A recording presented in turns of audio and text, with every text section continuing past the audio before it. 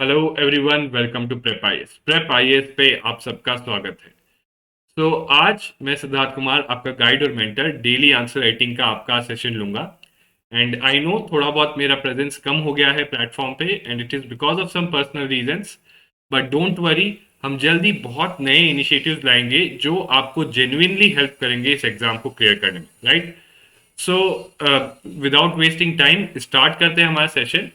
And again, अगर आज के हम क्वेश्चंस देखते हैं तो दोनों जो है करंट अफेयर्स बेस्ड क्वेश्चन है, ठीक है।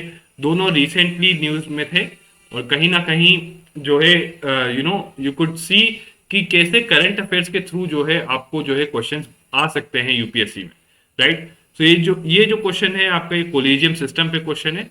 And it ask about that कि क्या इश्यूज और चैलेंजेस है कोलिजियम सिस्टम के साथ, राइट? एंड अगेन यहाँ पे देखिए, जब भी हम क्वेश्चन को देखते हैं, always remember this directive word, critically examine.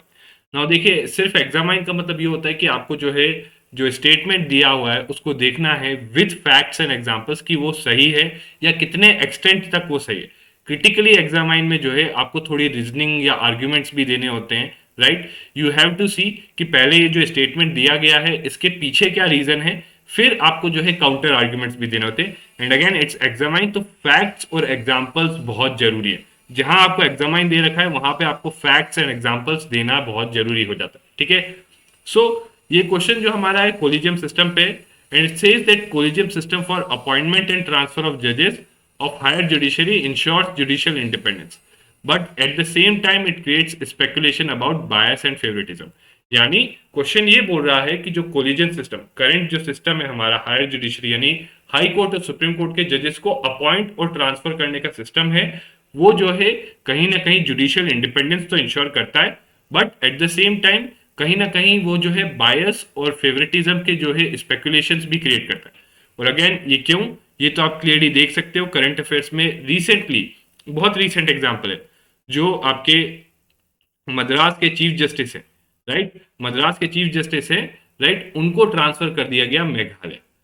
Now आप बोलोगे इसमें प्रॉब्लम क्या है? देखिए, इसमें प्रॉब्लम ये है कि ये जो चीफ जस्टिस है इनको ट्रांसफर करने का रीजन क्या है, ये जो है किसी को पता नहीं।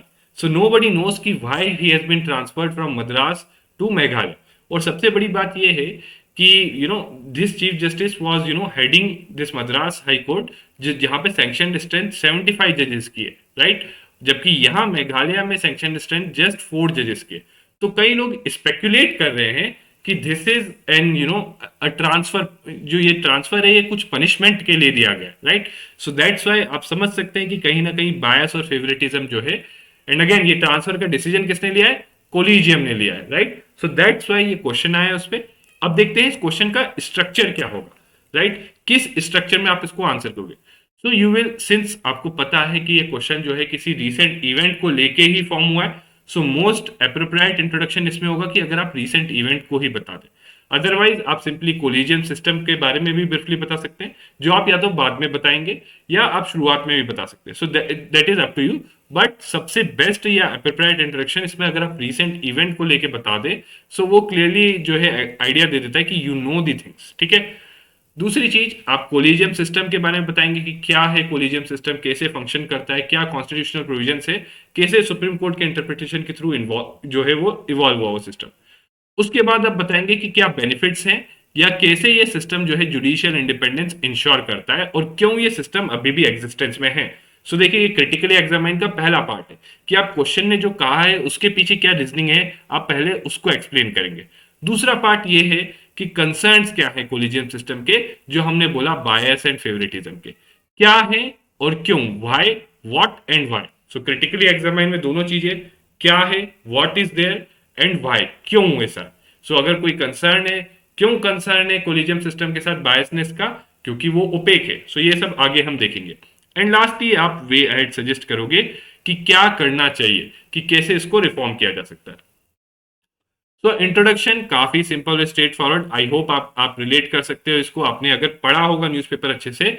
सो अगेन यहाँ पे ये भी ध्यान रखिए कि किस तरीके से आप न्यूज़पेपर पढ़ते हो तो उसकी चीजों को अपने आंसर में इंक्लूड कर सकते हो। एंड अगेन देखिए, ये बहुत इंपॉर्टेंट है ये स्किल, क्योंकि अदरवाइज आप कितना भी न्यूज़पेपर पढ़ लो, बट जब तक आपको ये समझ में नहीं आएगा कि कैसे वहां से चीजें उठा के आप आंसर में इंक्लूड कर सकते हो, आपको मैक्सिमम बेनिफिट नहीं मिलेगा अपने न्यूज़पेपर रीडिंग। सो आप क्लियरली लिख सकते हो कि recent event of arbitrary transfer of chief justice of Madras high court, and appointment of जजेस सुपरसीडिंग दोज मोर क्वालिफाइड। सो कुछ और इसके अलावा भी जब आर्टिकल्स आपने पढ़े होंगे तो उसमें ये भी बताया गया था उन आर्टिकल्स में कि एक तो ये ट्रांसफर का केस तो है ही, इसके साथ साथ कई अपॉइंटमेंट्स ऐसे हुए हैं जुडिशरी में जिसने टाइम एंड अगेन जहां पे जो मोर क्वालिफाइड है उनको सुपरसीड या उनको जो है नेग्लेक्ट करके जो है लेस क्वालिफाइड जजेस को जो है अपॉइंट किया गया है टू हायर जुडिशरी, राइट। सो ऐसे, और इसके कारण कई बार कंट्रोवर्सीज हुई हैं, और ये कंट्रोवर्सीज ने क्या किया है, it has raised concerns regarding function of collegium system. So because of all these events हमें जो है कोलिजियम सिस्टम के फंक्शनिंग पे जो है कंसर्न। सो पहले फिर अगेन आगे बढ़ने से पहले आप पहले बताओगे कोलिजियम सिस्टम क्या है, राइट। सो आप बताओगे पहले कि क्या कॉन्स्टिट्यूशनल प्रोविजन है, तो आर्टिकल 124 और 217। आर्टिकल 124 बताता है अपॉइंटमेंट ऑफ जजेस टू सुप्रीम कोर्ट, आर्टिकल 217 बताता है अपॉइंटमेंट ऑफ जजेस टू हाई कोर्ट। और आप बताओगे कि आर्टिकल 222 जो है वो बताता है कि ट्रांसफर ऑफ जजेस ऑफ हाई कोर्ट, और तीनों में दे रखा है that it is done by president. ये कौन करता है, president in consultation with chief justice of India. So आप इस तरीके से आप यहां पे बता दोगे पहले कि कॉन्स्टिट्यूशन में हमारे ये दे रखा है इन आर्टिकल्स में कि president in consultation with chief justice of India appoints and transverse the जजेस ऑफ हाई कोर्ट, ठीक है। नाउ देखिए उसके बाद बोलोगे but over a time judicial interpretation जो था इन प्रोविजंस का 124, 217 और 222, इसका जो जुडिशियल इंटरप्रिटेशन था in first, second and third जजेस case which had evolved the collegium system, right? It had evolved the collegium system, right? So यहाँ पे consultation का under collegium system, consultation का मतलब बन गया concurrence, और collegium was of chief justice of India with 4 senior most judges. Now again देखिए कुछ लोग जो है फर्स्ट जजेस को सेपरेटली लिखेंगे, सेकंड को सेपरेटली लिखेंगे, थर्ड को सेपरेटली, बट देखिए यहाँ पे मेन फोकस ये नहीं कि कैसे कोलिजियम सिस्टम इवॉल्व हुआ, मेन फोकस है कि क्या जो है मतलब बेनिफिट्स हैं या क्या जो है पॉजिटिव एस्पेक्ट्स है कोलिजियम सिस्टम के, और क्या कंसर्न्स हैं यानी नेगेटिव एस्पेक्ट है। तो इसीलिए हमें इसके बारे में ब्रीफ रहना होगा, इसलिए इसको जितना ब्रीफली बताओगे उतना अच्छा। इनफैक्ट आई वुड सजेस्ट आप यहाँ पे कुछ इनोवेशन भी ला सकते हो, जिससे आप डायग्राम बना सकते हो।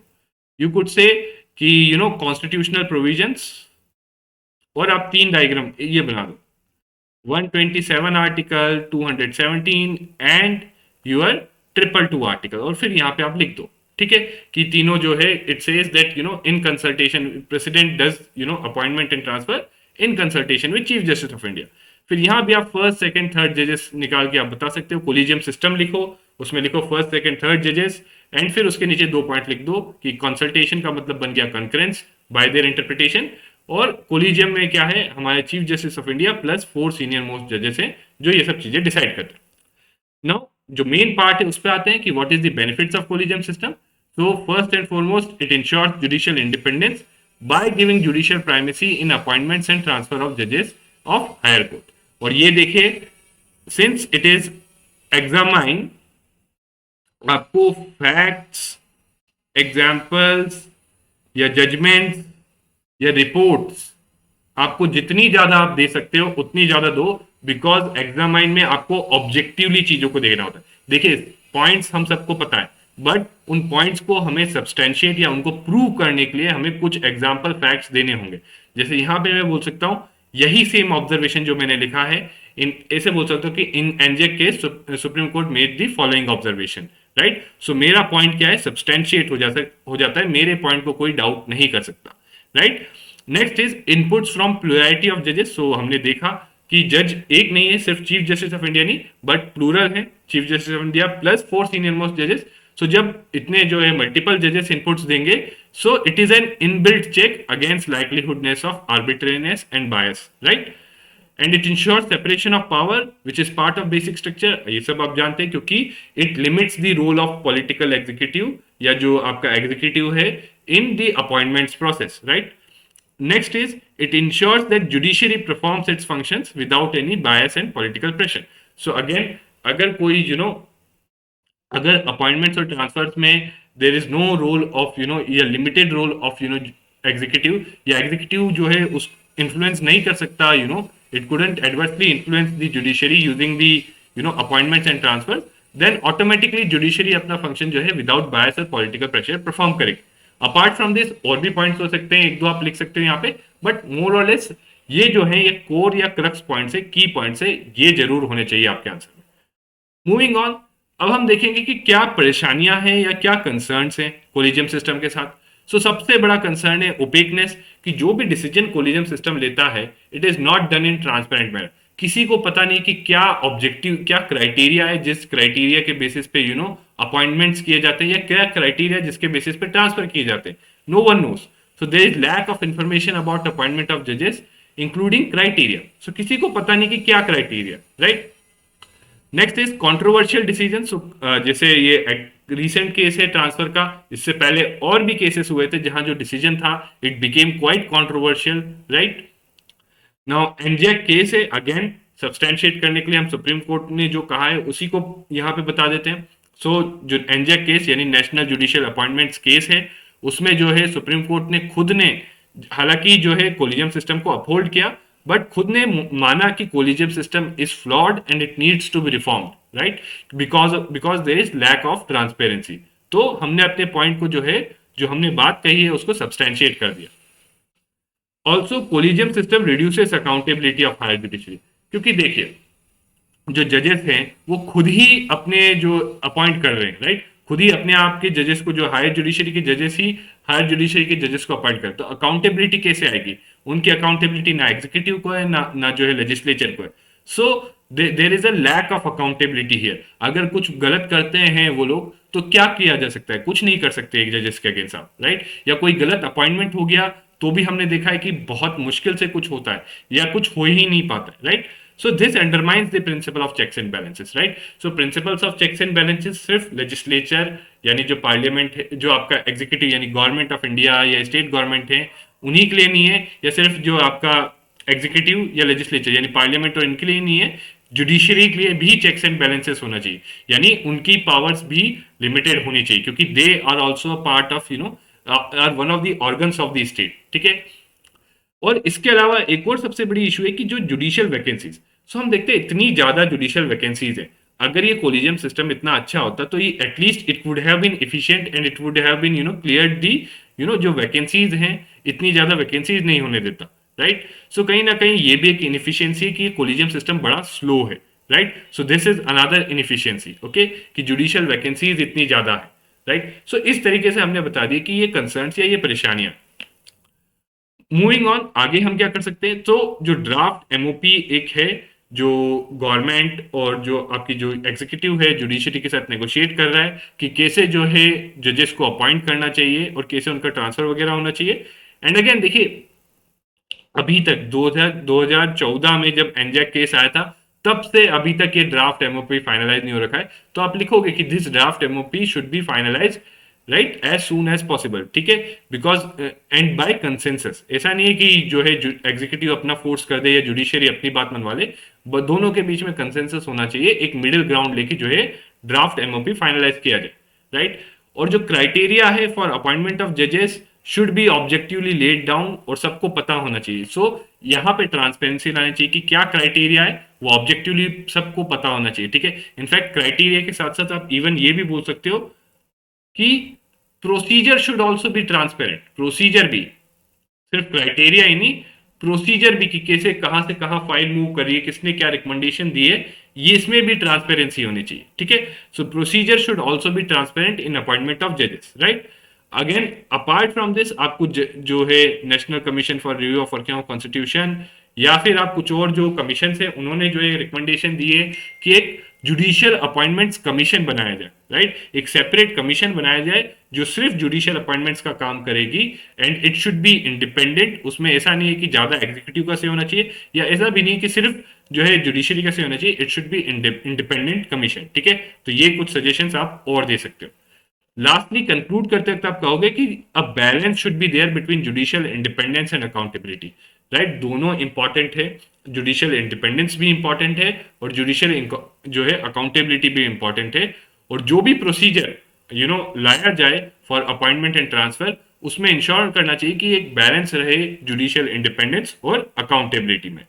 तो ये तो हमारा हो गया पहला question. Now let's move on to the next question. Now next question is on India US bilateral cooperation. Now देखिए इंडिया और यूएस के रिलेशंस एक बहुत ही मेजर एरिया है आपके इंटरनेशनल रिलेशंस का पार्ट का जीएस 2 का and you could very well expect a question on this ठीक है बड़ी हाई प्रोबेबिलिटी और बहुत ही लिमिटेड थीम्स हैं जिसपे क्वेश्चन आ सकता है इसमें या तो ये आएगा कि क्या है जैसे ये जो पूछा है कि एलुसिडेट करना है एलुसिडेट का मतलब ये होता है कि you have to explain with examples elucidate का मतलब होता है एक्सप्लेन करिए या इलेबरेट करिए या बताइए विथ एग्जाम्पल्स सो एग्जाम्पल्स के साथ आपको बताना है कि कैसे इंडिया और यूएस का बायलेटरल कोऑपरेशन है वो ब्रॉड बेस बना जा रहा है और मल्टी सेक्टर ब्रॉड बेस मतलब बहुत ब्रॉड एरिया में हो रहा है मल्टी सेक्टर मतलब अक्रॉस डिफरेंट सेक्टर्स राइट यानी ट्रेड इन्वेस्टमेंट डिफेंस सिक्योरिटी इसके अलावा और भी दूसरे सेक्टर्स है उनमें भी बढ़ा जा रहा है यू हैव टू एलुसिडेट आपको स्पेसिफिक एग्जांपल्स देने होंगे कोऑपरेशन के इंडिया यूएस के ठीक है that is what you have to do now again देखिए एक एरिया तो ये है कि कोऑपरेशन का और दूसरा एरिया ये है कि इंडिया यूएस में डिफरेंसेस भी हैं नाउ वो जो है it won't be you know it won't come here in your answer यहाँ पे आपके आंसर में वो चीज नहीं आएगी क्योंकि यहाँ पे आपसे बस एक ही एस्पेक्ट पूछा है उसी को आपको जो है बताना है विद एग्जांपल्स राइट अगर यहाँ पे मैं बोलता कि क्रिटिकली एग्जामाइन बोलता कि क्रिटिकली एग्जामाइन या क्रिटिकली एनालाइज बोल देता मैं आपको तो आपको दोनों एस्पेक्ट देने होते कि कैसे जो है इंडिया यूएस रिलेशंस जो है बढ़ भी रहे हैं एक साइड पे राइट ट्रेड टाइज वगैरह अगेन रिसेंटली जो है trade policy forum TPF India US trade policy forum इसको वापस जो है रिवाइव कर दिया गया है रिसेंटली सो इट शोज कि ट्रेड के फील्ड में जो है टाइज बढ़ रहे हैं या फिर डिफेंस के फील्ड में जो है एग्रीमेंट्स वगैरह है बट दूसरी साइड इरिटेंट्स भी हैं राइट सो क्रिटिकली एनालाइज में दोनों चीजें हम बताते और फिर कंक्लूजन में वे हेड बताते बट यहाँ एलुसिडेट है तो आपको स्ट्रेट फॉरवर्ड चीजें बतानी है कि यस देखिए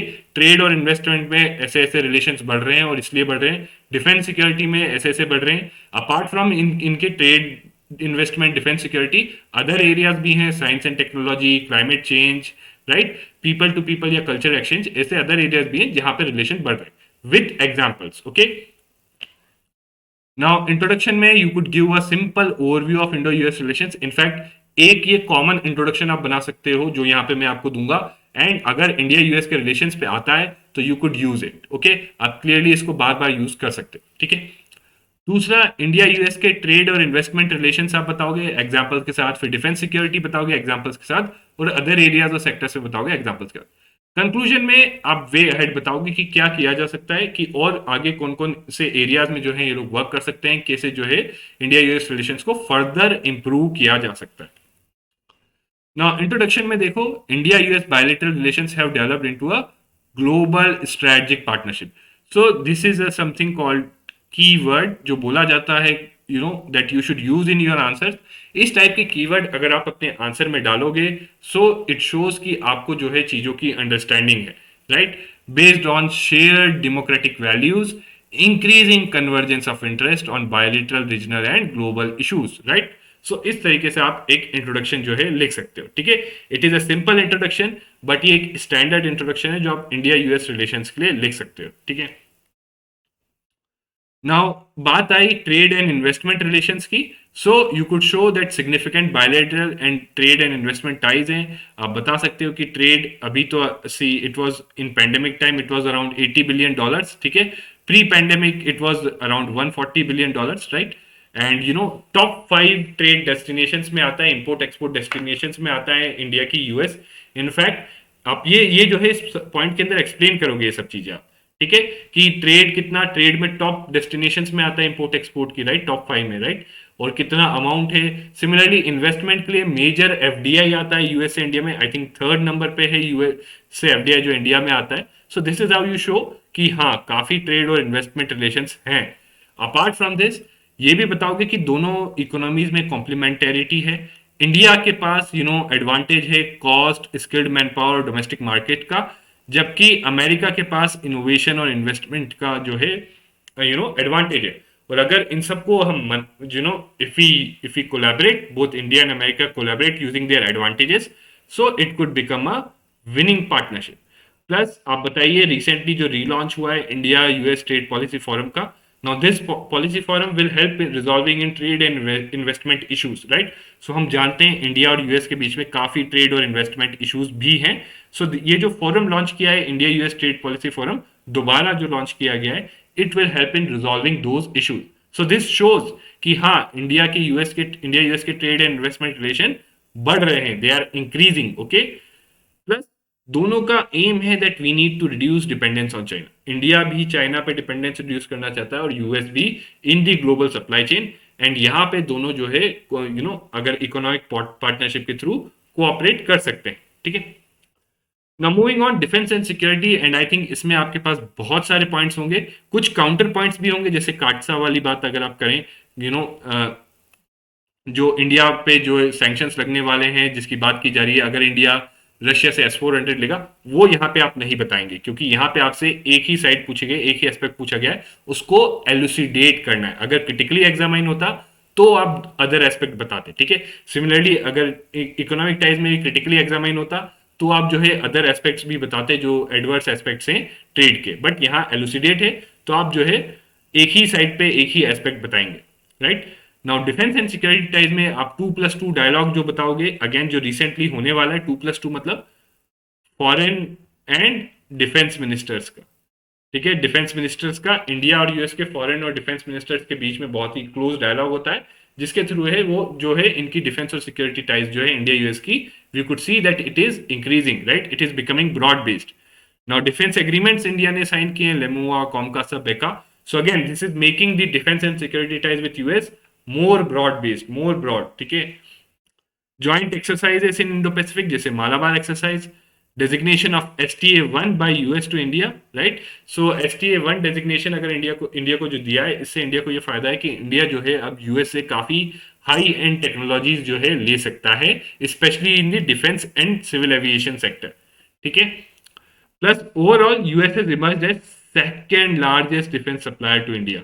सो अगेन अ पॉइंट जो क्लियरली एलुसिडेट करता है या शो करता है कि यस, जो डिफेंस और सिक्योरिटी की टाइज हैं वो ब्रॉड बेस बनी जा रही है, वो इंक्रीज हो रही है. ठीक है.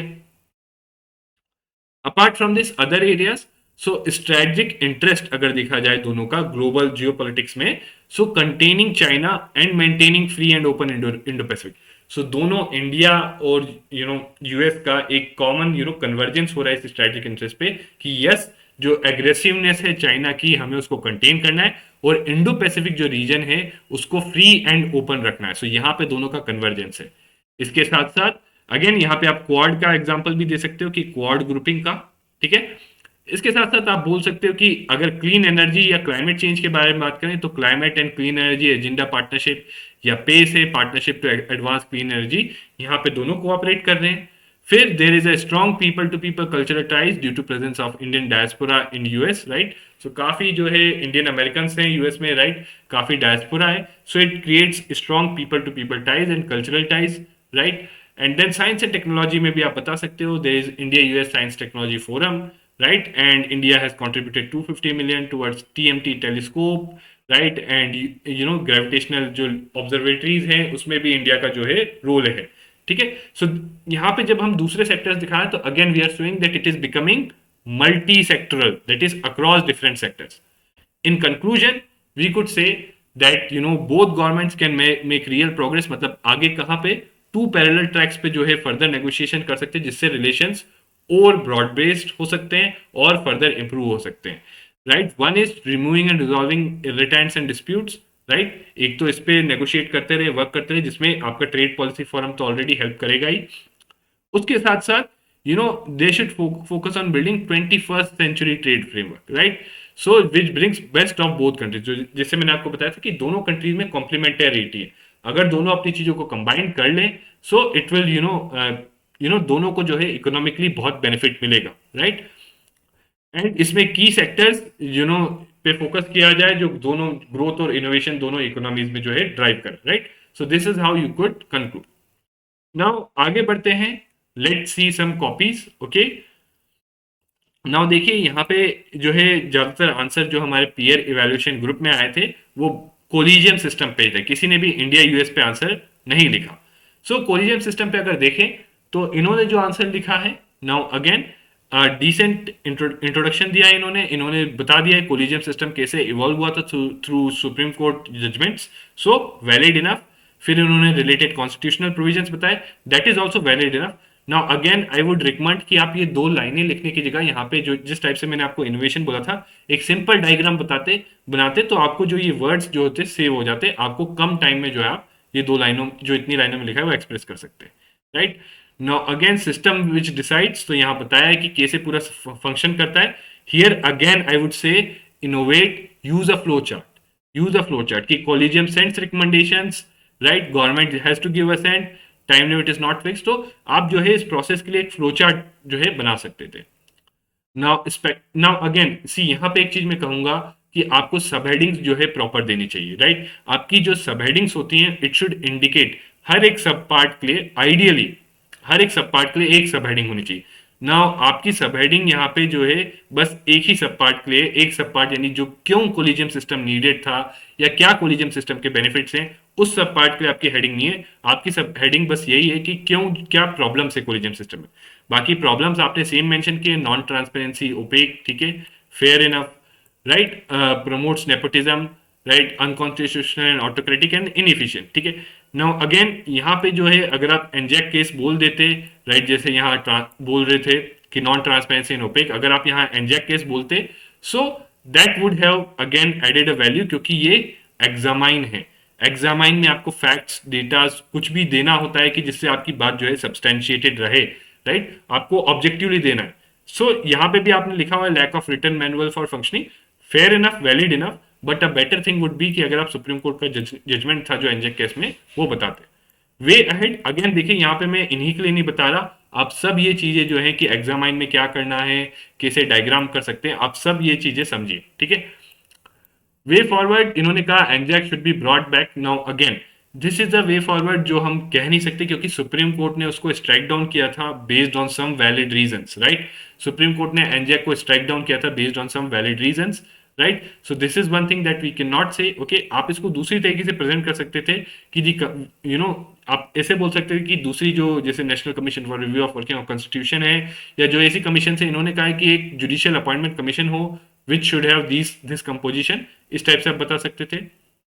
दूसरा return manual, so fair enough, आप बोल सकते हो कि रिटर्न मैनुअल। यहाँ पे आप बात कर सकते हो कि जो ड्राफ्ट एमओपी की बात मैंने की थी, आप बोल सकते हो कि उसको फाइनलाइज करके जो है रिलीज किया जाए, ठीक है। जो रिकॉर्ड्स हैं कोलिजियम मीटिंग्स के, it should be publish in public domain, again something जिसपे सुप्रीम कोर्ट ने ऑब्जेक्ट किया because of certain reasons, right. So again इस टाइप का वे फॉरवर्ड जिसपे ऑब्जेक्शंस हैं हम नहीं दे सकते, ठीक है। You could say that there should be transparency and see जो मेजर ऐसी ऐसी प्रोसीडिंग्स जो जो कोलिजियम की हैं which could be disclosed online should be disclosed online, ठीक है। इनफैक्ट कोलिजियम के रिकमेंडेशंस अब ऑनलाइन अवेलेबल हैं, ओके। सो ओवरऑल लास्टली इन्होंने जो कंक्लूड किया है, fair enough, it was transparency accountability की बात की गई है, राइट। सो जो हमें कंक्लूजन में कहना था वो इन्होंने कहा। नाउ एक और आंसर देखते हैं।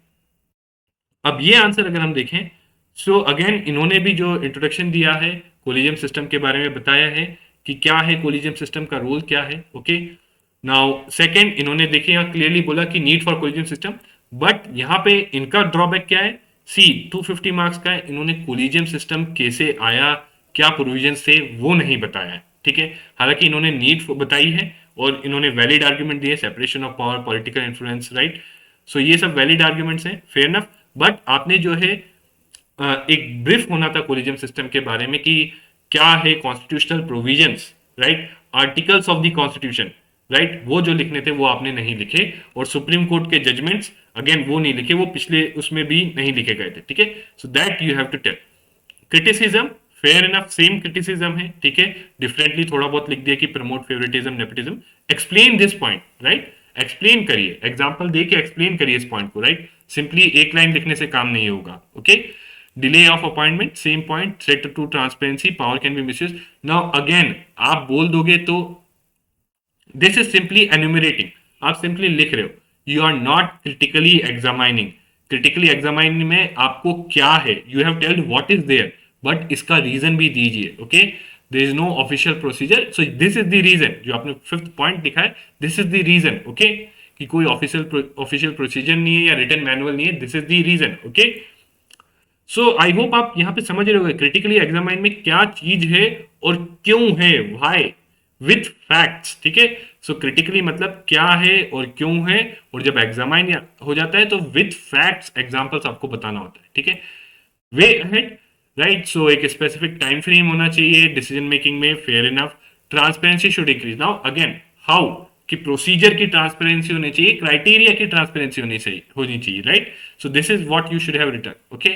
Complaint redressal, so again complaint redressal system क्या होना चाहिए, किसी ने बताया है, कोई कमीशन ने रिकमेंड किया है, तो please do right it, because यही चीजें हैं। देखिए कंटेंट सबको पता है, बट कैसे कंटेंट में वैल्यू ऐड करें, कैसे आपका कंटेंट दूसरों से डिफरेंट हो, उसमें ये फैक्ट्स, एग्जांपल्स, कमीशन की रिपोर्ट्स, ये बहुत इंपॉर्टेंट हो जाती है, ठीक है ना। अगेन हो सकता है आप सोचिए कि हमारे पास तो इतना सारा इन्फॉर्मेशन नहीं है। अगेन जब तक आपको ये रियलाइज नहीं होगा कि आपको ये चीजें चाहिए आंसर में लिखने के लिए, तब तक आप ये चीजें पढ़ेंगे नहीं। इसलिए एक बार आपको रियलाइज हो जाता है कि आपको चाहिए आंसर में लिखने के लिए, then you will start reading these things, right.